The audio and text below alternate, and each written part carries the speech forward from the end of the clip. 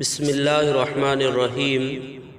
امام بغوی رحمۃ اللہ علیہ نے اپنی سند کے ساتھ ایک حدیث نقل فرمائی ہے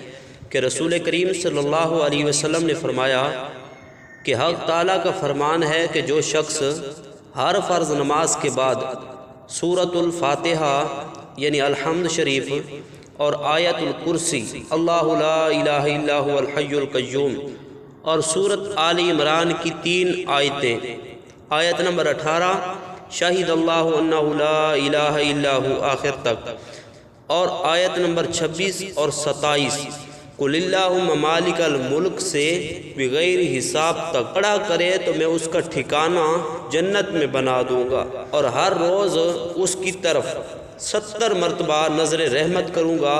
اور اس کی 70 حاجتیں پوری کروں گا، اور ہر حاسد اور دشمن سے پناہ دوں گا اور ان پر اس کو غالب رکھوں گا۔